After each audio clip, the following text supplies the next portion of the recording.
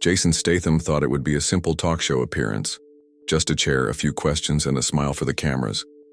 But what happened next shook the studio to its core, a moment so raw, so real, that even the producers didn't know how to handle it. Why did Jason suddenly stand up and silence the room? What pushed a man known for control to confront a host in front of millions? Watch until the very end, because the final moment will change the way you see Jason Statham forever. The city shimmered under the bright glare of late-night lights, but inside a quiet green room tucked behind the chaos of a television studio, Jason Statham sat still, arms crossed, jaw locked. The walls around him hummed with laughter from the studio audience beyond, but he didn't smile. Not once. He was here, but only because they insisted. And because Maggie, his longtime assistant and anchor in moments like these, had looked him in the eyes and said, "Just this once." But Jason had rules, and the people on the other side of that curtain, they were already trying to break them. The green room was sleek, polished, and artificial. On a monitor mounted near the ceiling, the live show was in full swing. Jimmy Kimmel's face filled the frame, smiling, smooth, teasing. The camera panned to the audience, clapping and laughing on cue, a sea of easy amusement. Jason's eyes didn't move, but his fingers tapped once against the chair's armrest.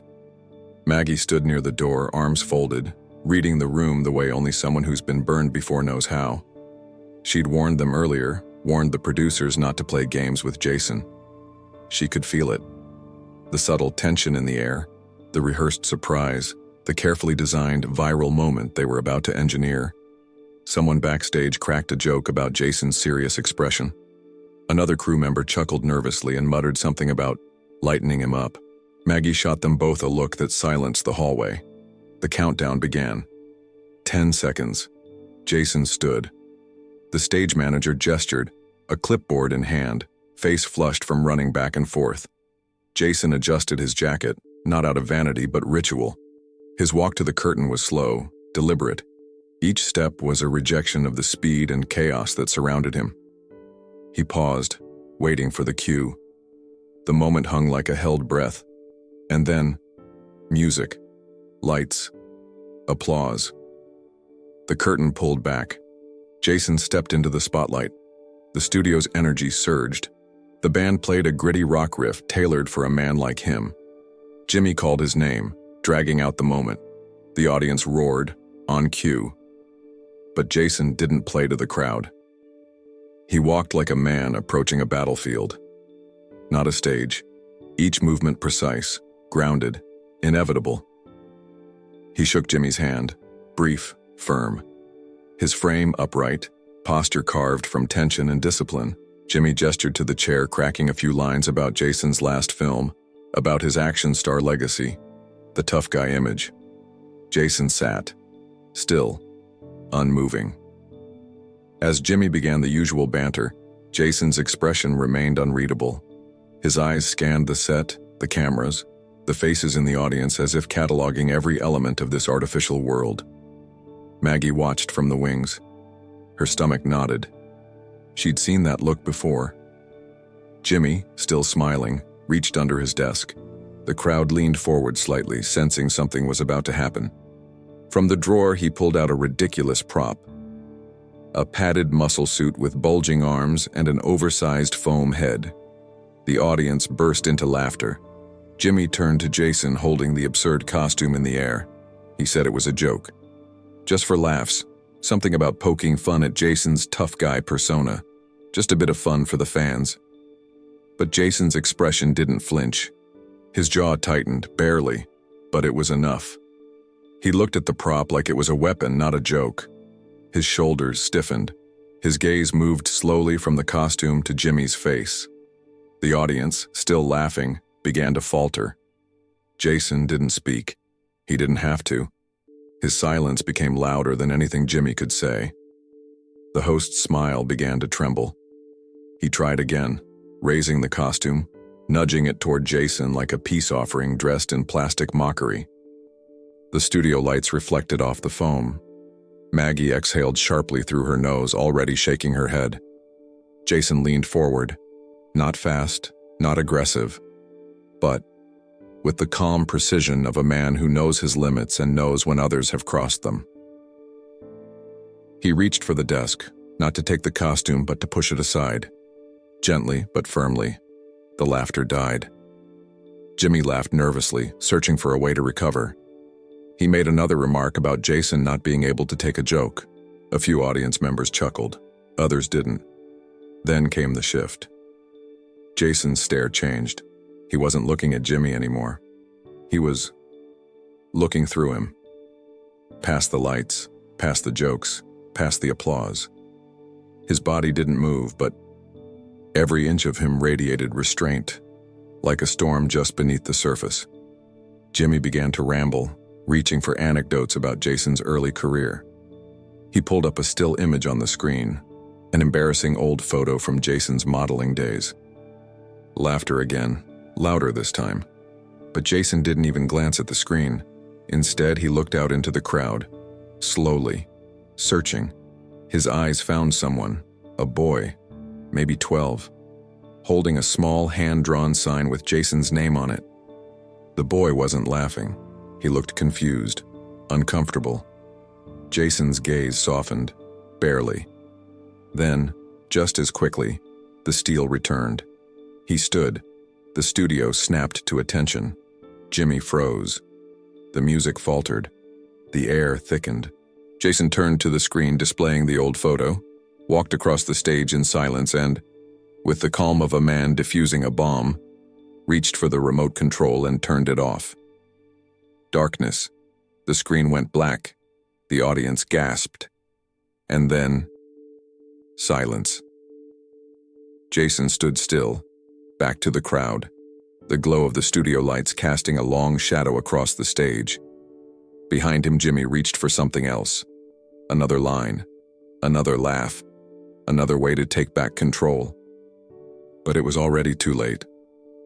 Jason slowly turned back toward Jimmy, his face unreadable, his stance like a soldier on the brink. The crowd sat frozen, breath held, the cameras still rolling, and Jimmy had no idea what was coming next. The silence pressed down like a heavy curtain.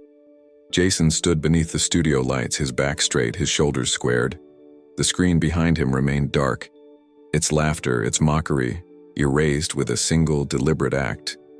Jimmy, still seated, tried to recover. His hands moved in forced gestures, his expression straining for levity. He chuckled to himself, threw out a remark to lighten the mood. But the room wasn't laughing anymore. They were watching, waiting. Jason walked back to his chair. Each step echoed through the hollow space where laughter once lived. He sat, not with defiance, but with composure, as if reclaiming his ground, as if drawing a line. Jimmy leaned forward, his voice higher now, quicker. He brought up Jason's early years, his past as a competitive diver, as a struggling street performer in London, as the tough guy with no formal training who made it into Hollywood through sheer will. But it wasn't admiration, it was a setup. On the screen behind them, another clip appeared. Grainy footage. Jason in his 20s, shirtless, awkward, dancing at a London open-air market. The kind of footage that would go viral for all the wrong reasons. The audience reacted just as expected. Some howled, others chuckled awkwardly. Phones started to rise, capturing the moment. Jason didn't move. But inside, something cracked. He wasn't embarrassed. Not exactly. He had lived that moment, fought through it. But it wasn't the footage that stung. It was the intent behind it, the way it was used, weaponized, turned into spectacle. His fingers curled slowly against the armrest. Maggie, watching from the wings, tensed. Her jaw clenched, hands in fists. She'd warned them. She'd told them Jason wasn't the kind of man who played court jester in someone else's circus. On stage, the lights pulsed a little brighter. The band attempted a soft riff to lighten the atmosphere, but it only made things more surreal, like music in the wrong part of a film, the kind that signals something has gone terribly off script. Jimmy tried to recover, smiling at the crowd, waving toward the screen like it was all in good fun. But Jason's stillness said otherwise. His eyes didn't look at the footage. They stared forward, past Jimmy, past the walls of the studio. And in that moment, the narrative shifted. Suddenly, the camera in the audience panned slowly across Jason's face. The director wanted a close-up. They knew they had a moment, but didn't realize they were about to catch something different than they'd planned. Jason blinked, just once. Then came the flood. A flash of memory. Not the studio, not the show. A dimly lit gym years ago. Sweat on concrete. A punching bag worn down from daily beatings. Jason, younger, bloodied lip, pushing through pain. Alone. No applause. No fans. No lights, only grit, only silence, only purpose. He had never wanted fame. Never chased stardom. What he chased was respect. Earned. Never gifted. And now, here he sat. Being reduced to a meme for late-night laughs. The audience began to shift. Some sensed the change. A few stopped smiling. A few others lowered their phones. Jimmy, oblivious, reached for the next card on the desk. A question about one of Jason's co-stars. Something silly, something light. Jason's stare finally broke. He turned slowly and looked Jimmy dead in the eye. His posture didn't change. His voice didn't rise. But the weight in the air multiplied. The room felt colder. And then, without a word, Jason stood again. The camera operator scrambled. One of the studio assistants stepped forward, uncertain of what was happening. The audience leaned in, the tension snapping them upright like wires pulling at their spines. Jason walked toward Jimmy, not fast, not threatening, but steady. Like a man approaching something he's already judged. Jimmy held up his hands, half laughing, saying something to diffuse the moment. He tried to inject charm, to soften what had become far too real. Jason reached the desk. The prop costume still sat atop it, forgotten in the shift. Jason looked down at it. He picked it up. He held it out, but not to Jimmy. He turned it toward the audience, held it high in the light, and then he dropped it. Let it fall, not in anger, not in mockery, but like a man putting down something dead. The audience was silent again. Not from confusion, but from recognition. Something bigger than the show was happening. Jimmy, still seated, was visibly sweating now. His fingers tapped the desk in rapid succession. He tried to recover, tried to speak, but Jason was already walking away. Back toward his chair. Back to that fixed spot where he'd sat before the game began. He sat again. And this time, when he did, he didn't just look at Jimmy. He looked at the audience. Each face, each eye. And they saw him, not the actor, not the persona. The man. One voice from somewhere near the back of the audience shouted out Jason's name, not with excitement, but with reverence. The cameras caught it. Jason didn't smile. He didn't acknowledge it.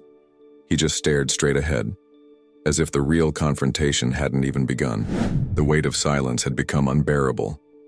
Jason sat still, a stone in a river of artificial noise. But the water was no longer flowing. It had frozen. Not even Jimmy, seasoned and slick, could paddle through it. The audience didn't know what to do. Some looked around for cues. Laugh, clap, boo. Their confusion bled into the air, thickening it. One man in the back had broken the illusion with that single reverent call of Jason's name. And now the crowd sat in the wake of it, split between admiration and unease. Jimmy adjusted his suit jacket. His fingers trembled ever so slightly. He glanced at the crew, but no one moved. Not the director, not the producers, not the stage manager. All eyes were on Jason. A war had started, and everyone could feel it. But no one knew which side would fire first. Then Jimmy leaned forward, a shift in posture. Not curiosity. Control. He raised his hands, palms open, making a show of sincerity. His mouth moved. He said something about respect, something about being fans, about loving Jason's films, about how it was all just fun. Jason blinked slowly once. He leaned back in his chair, crossing his arms unmoved. Whatever Jimmy said next, it didn't matter. The audience had stopped hearing him. From the wings, Maggie's eyes narrowed. She could see what was happening, not just between the two men on stage, but in the mod room itself. It was changing shape, becoming volatile, becoming theater in its purest form. The kind where truth bleeds through the curtain. Jimmy, desperate to regain control, tried again. This time his voice rose a bit. Lighter, faster. He made a gesture toward the front row, signaling someone. A crew member rushed over and placed something on the desk. Jason didn't look. It was a photo frame, a printed still from one of Jason's early fight scenes, mid-punch, shirtless and bloodied. The caption beneath it was a joke, a cheap one. Laughter trickled in from a few corners of the studio, hesitant, fragile. Jason slowly uncrossed his arms. The audience quieted. The band, sensing the tension, stopped entirely. Even the hum of the lights seemed to still. Jason leaned forward, resting his elbows on his knees. And then, in a voice that didn't need to be heard to be felt, he responded. Not with words, but with weight, with presence, with the kind of silence that dared the room to blink. Jimmy tried to ride the wave. He laughed louder, but it was thin, desperate. He shifted again, changing the topic, reaching for the safe zone. He began talking about one of Jason's upcoming projects. A light-hearted action comedy, maybe. A softer version of The Man They All Feared. But Jason wasn't following that script anymore. He turned his head slightly. His eyes drifted to the audience, and then to a young man in the second row. A veteran. The jacket said it all. Sleeves rolled, hat folded neatly in hand. His posture, rigid. His eyes locked on Jason, full of something heavier than admiration. Recognition. Jason held that look for a moment. Then he sat back again, and everything changed. Jimmy continued speaking, oblivious to what was unraveling. He joked about Jason being too serious, even gesturing dramatically like he was walking on eggshells. The crowd chuckled again, but the sound was brittle, faint, like glass under pressure. And then, Jason stood. Not suddenly, not violently, but with such finality that the studio seemed to inhale as one. He walked toward Jimmy again, every step slower than the last. The distance between them felt endless. Jimmy rose to meet him, breaking the cardinal rule of staying seated when the guest becomes unpredictable. The two men stood now, eye to eye, inches apart. Jason's expression was unreadable. Jimmy's hands moved as he spoke. He pointed toward the cameras, toward the audience. His words sharp, his voice rising. Jason didn't flinch, but the words sliced through him. Not because they were true, but because of how low they were meant to cut. For a second, something shifted inside him. Something deep, primal. His fists curled, not as a threat, but as a reflex. A heat pulsed in his chest, a storm welling behind his ribs. He imagined it. The hit, clean and fast, the look on Jimmy's face, the studio's reaction, the gasp, the silence, the shock. Part of him wanted it. Not for vengeance, not for spectacle, but because it would feel honest. Because that kind of disrespect. No man should ever have to swallow it. He stared at Jimmy's face, reading it like a map of ego and fear. The host was daring him to slip, to fall, to break everything Jason had built with one swing. And for that one instant, Jason was ready. But then, he saw Maggie in the wings. Not moving, not speaking, just watching him. Her eyes didn't beg him to stop. They reminded him who he was, and what he was not. Jason breathed in, long, measured. The anger didn't vanish, but it folded itself neatly into a box somewhere inside him. From the monitors backstage, the control room began to panic. The floor director barked orders. The producer waved frantically. The ratings were spiking. But so was the danger. Maggie moved forward one step, her eyes never leaving Jason, and then came the final straw. Jimmy raised his voice. He spoke with authority now. No jokes, no charm. He demanded something. Something about respect, about the platform, about Jason needing the show. Jason didn't flinch. Instead, he stepped forward. His face didn't change, but his presence tripled. And Jimmy? He stepped back, only slightly, but everyone saw it. The crowd erupted, not in laughter, not in applause. In chaos. Some chanted Jason's name, others booed. Phones were in the air, recording from every angle. Security moved closer, cautiously. Two large men in black shirts hovered at the edge of the stage, unsure, hesitant. Jason wasn't just a guest, he was a storm in a human body. And storms don't obey stage cues. Jimmy tried to laugh it off. He raised his arms, made a show of calming the crowd, but Jason never looked away. Not once. He had taken the stage, and now it was his. Backstage, someone screamed to cut the feed, but the cameras kept rolling. The band froze, the audience stood, and in the dead center of it all, Jason took one more step forward. The next move wasn't in the script, and the whole world was watching. The room was no longer a studio. It had become something raw, unfiltered, something closer to a courtroom or a battlefield. The crowd was on its feet, the air charged with conflict and awe. Cameras rolled, unblinking, as Jason Statham stood center stage. Not as a guest, not as a celebrity, but as a man who refused to be shaped by someone else's frame. Jimmy stood across from him, still holding the edges of his desk like it could anchor him. His face had lost its shine. His eyes darted between Jason, the cameras, the producers just off stage, and the roaring audience, split down the middle. Some shouted Jason's name, fists raised, phones out. Others called for Jimmy to stand his ground. But neither man moved. Jason's breathing was slow, controlled. He was calm, but not distant, present, alive, more real than anything else on that stage. And that's what made him dangerous. The two security guards remained frozen, unsure whether to intervene or to step aside. Even they could feel it. This was no longer just about a show. This had turned into something symbolic. Backstage, Maggie stood still. She had seen Jason in many fights, on-screen, off-screen, legal, physical, personal.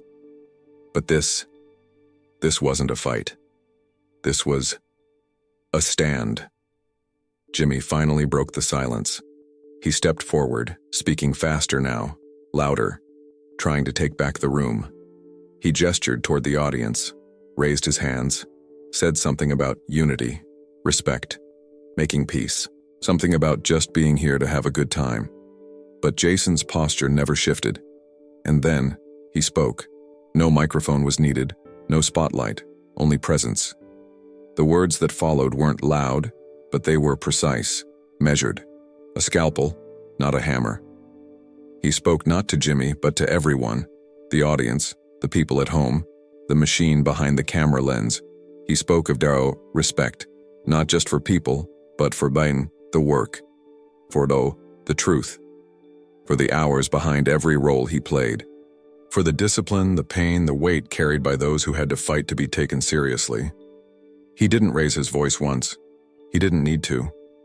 His voice cut through the noise like clean steel, and with each sentence the air grew thicker. The crowd began to shift again, no longer split by sides but bound by attention. Even those who'd mocked him before were silent now. Because what he was saying, what he was standing for, was bigger than ego. It was about dignity, about identity, about not being turned into a puppet, a prop, or a punchline. Jimmy tried to interrupt once, just once. Jason lifted a hand, not to silence him, not aggressively, but as a signal, a warning, a line drawn in air. And Jimmy stopped. Jason spoke one last time, and then he stepped away. He didn't turn to the audience for applause. He didn't bow. He simply walked toward the edge of the stage. Maggie stepped into view, meeting him halfway. She didn't say a word. She didn't have to. Her eyes met his and they understood each other. The producers scrambled. One was on the phone, another shouting at the booth. A decision had to be made, but Jason had already made his. He reached the stairs leading off stage. As he descended, a small voice broke through the madness. It came from the front row. A child, maybe 11, clutching a DVD case, eyes wide, sign trembling in his hands. Jason stopped. He looked at the boy, stepped forward, took the case, signed it, and handed it back with a brief nod. It wasn't a moment for the cameras. It was a moment for the soul. Then Jason walked away. On stage, Jimmy stood alone. He tried to laugh, to wave off the moment. He made a comment to the band, something strained, something to break the silence, but it didn't land. The audience didn't laugh. Some still stood. Others sat down slowly, unsure whether the show was still happening. Backstage, Jason grabbed his coat from the green room. Maggie followed. Neither of them spoke until the studio door shut behind them. Outside, the night felt different, cooler, clearer. And the noise from inside? Already fading. By the time the internet exploded, Jason was gone. Clips from the show spread like wildfire. Millions of views within hours. Headlines debated who was right. Comment sections turned into battlegrounds. Some called Jason ungrateful. Others called him a hero, a symbol of integrity in a business starving for it. But Jason didn't check the news. He didn't post a statement. He didn't give an interview. He was already somewhere else. Training, maybe. Running. Living. Because for him, it was never about going viral. It was about the principle. And he had said what he came to say. As the credits rolled on that night's show, one thing was clear. Jason hadn't just walked off the stage. He'd walked into legend, and Hollywood wouldn't forget it anytime soon. Some guests come to entertain. Others come to speak the truth. Jason Statham did both, without ever raising his voice. If this story hit you like it hit that studio, leave a comment below. Was Jason right to stand his ground? Tap that like button to help more people hear this story. Subscribe now for more moments where real legends refuse to play the game. This isn't just entertainment. This is real. And the next story might be even bigger.